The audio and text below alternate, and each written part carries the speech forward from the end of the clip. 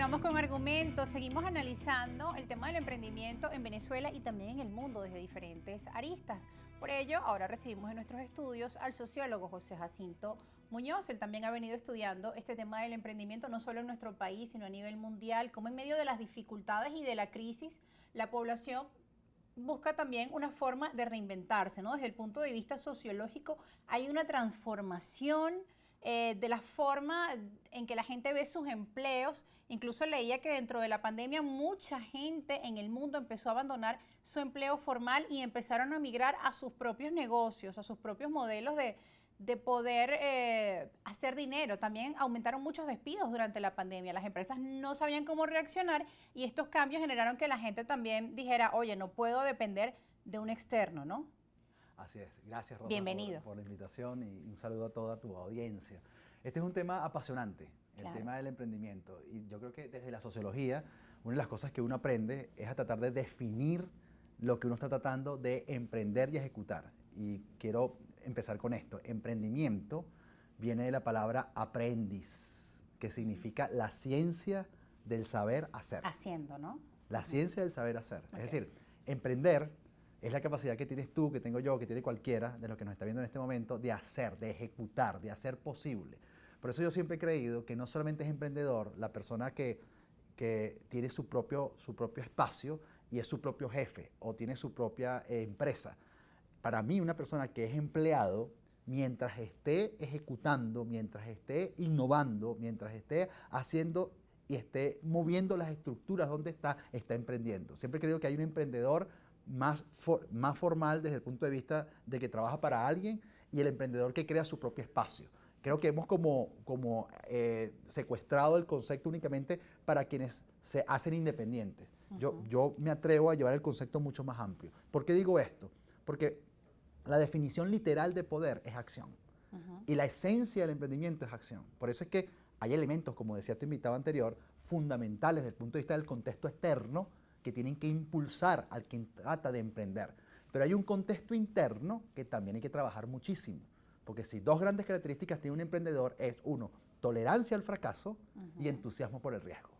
Bueno, y ahora que mencionas esto de la tolerancia al fracaso, hay cifras que también dan cuenta de que muchos tienen ese impulso de emprender, pero de repente ese primer negocio o esa primera idea de ventas fracasa o no tienes los resultados esperados y ahí muchos tiran la toalla y dicen, bueno, me quedo con lo seguro porque no puedo arriesgar más y emprender también significa arriesgar y aceptar de que el fracaso puede ocurrir y que es normal. Totalmente. De hecho, también escuchábamos en el segmento anterior de una empresa, de esta muchacha que... Emprendo y aprendo. Emprendo y aprendo, da una estadística interesante, que yo también manejaba, que era 3 años se necesitan para consolidar un negocio.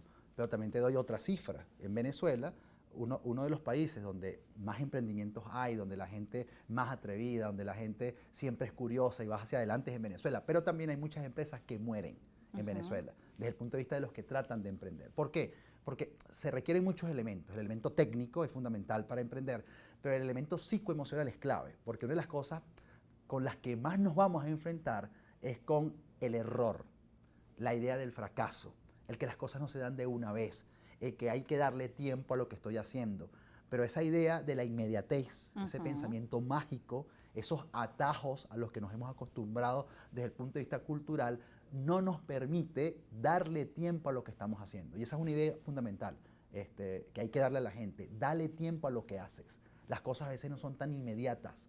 Y si era para ti, a veces decimos, no, es que eso no era para mí porque me salió mal a la primera ronda. Si era para ti, solo que no te has dado el tiempo de darle tiempo a través del trabajo, a través de la metodología, a través de la estructura, a través del sostenimiento de eso que estás intentando hacer. Y que también es un cambio de paradigmas, porque por ejemplo muchos jóvenes cuando buscan emprender también se pueden encontrar con un entorno familiar que le van a decir apuesta por lo seguro, apuesta por tu trabajo formal, qué estás haciendo, ¿no? Si te estás arriesgando, o sea, la misma familia no lo hacen por mal, sino por cuidar a la persona o los amigos cercanos.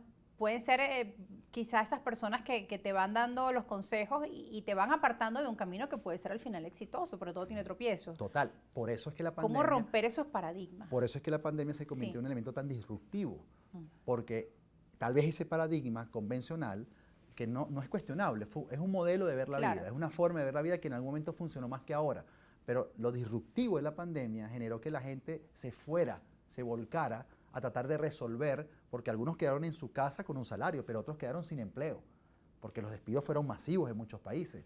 Y muchas veces cuando estamos contra la pared es cuando más nos damos cuenta de lo que somos capaces. La adversidad tiene el don de despertar en nosotros talentos y virtudes que en la comodidad hubiesen permanecido dormidos. Y eso fue lo que hizo la pandemia. ¡Pum! Generó ese golpe y mucha gente despertó. Que eso generó después otro conflicto, porque después mucha gente decidió dejar sus trabajos cuando se dio cuenta que podía ser más productivo desde su casa, podía tener más calidad de vida porque podía pasar más tiempo con lo suyo, y ha generado todo un recambio, toda una reorganización a lo interno en lo que es la economía y la estructura, no solamente de América Latina, también de países en Estados Unidos. En la historia, leía por ejemplo en Partes Japón, que ese país, bueno, el producto de los conflictos que vivió, el tema de Hiroshima, Nagasaki, tuvieron que reconstruirse, o por ejemplo la comunidad judía, solo se les permitía en aquella época dedicarse al comercio.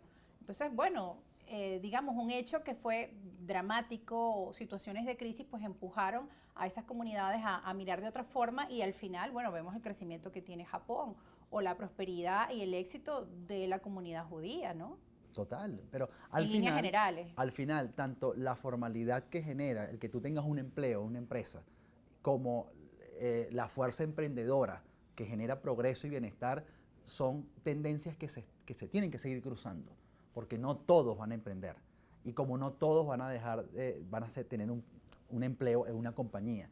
Y yo creo que no hay que satanizar ninguna tendencia. Hay gente que ha hecho una carrera en una institución y va a morir haciendo carrera en esa institución y dejó un legado y se siente feliz. Es decir, no tenemos que de alguna manera decir... Claro, no es algo mejor o peor. No, es lo que consideres que quieres hacer, donde quieres estar.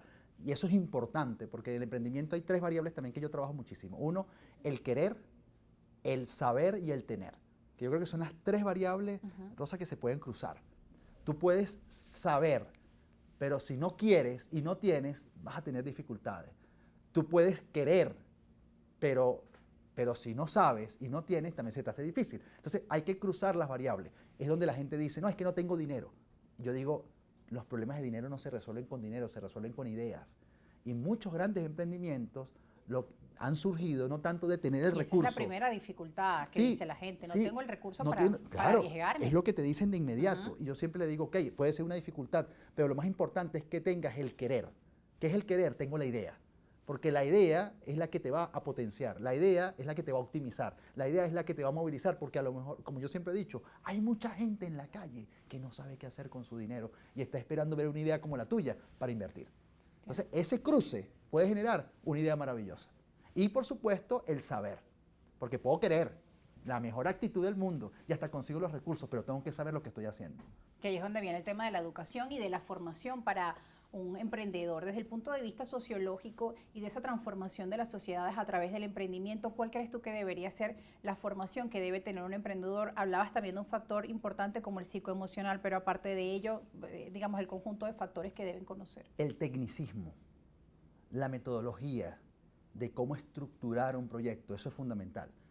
Hay mucha gente que tiene la capacidad y tiene el empuje, tiene el talento para algo, pero no conoce de cómo crear una estructura de costos, cómo estudiar un mercado, cómo estudiar lo digital. Es decir, te puedo dar miles de ejemplos de personas que sí tienen el talento, son personas que hacen una comida maravillosa, pero nunca han podido hacer crecer ese talento, esa capacidad, porque no se han dado al tecnicismo, porque hay una especie, muchas veces, como de resistencia a que tienes que estructurar y darle forma metodológica a lo que estás haciendo, porque buscando ese orden desde el tecnicismo, tu talento se va a potenciar.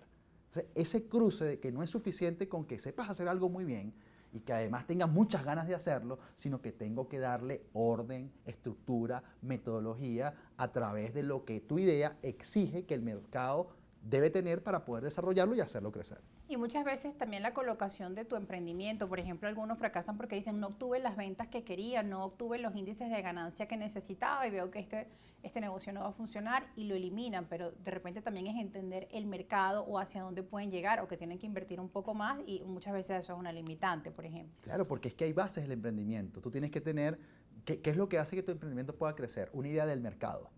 Debo saber a qué mercado voy a posicionar lo que yo considero que puedo ofrecer. Eso es fundamental. La idea del marketing. Yo tengo que tener una estructura de marketing que hoy en este mundo digital me permita tener mi negocio en físico, pero también pueda aparecer en el mundo digital para llegar a otros mercados. Debo tener una idea de lo que el producto puede ofrecer y puede solucionar. Cuando yo tengo una idea clara de todos esos elementos, la metodología, el entusiasmo, la aplicación y el sostenimiento del proyecto va a dar resultados. Yo creo que por eso es fundamental, también lo dijo tu invitada, la preparación y la formación. Claro. Y la preparación y la formación tiene que ir en función de lo que estás haciendo, no es una preparación genérica solamente. No estamos hablando de cultura general, estamos hablando de hacernos especialistas. El emprendedor debe apostar por especializarse en eso que sabe hacer muy bien. Ser el mejor en lo que hace. Totalmente, yo siempre lo he creído, eso es fundamental. Buscar ese perfeccionamiento en lo que hacemos. Nosotros nos vamos a ir a una pausa, José Jacinto, audiencia, al regreso vamos a estar revisando sus preguntas, también vamos a estar revisando algunas de las debilidades y fortalezas que tiene el emprendimiento, los retos, las oportunidades, y vamos también a estar escuchando a algunos emprendedores con nuestra compañera Soriemi González. Ya volvemos, breve pausa.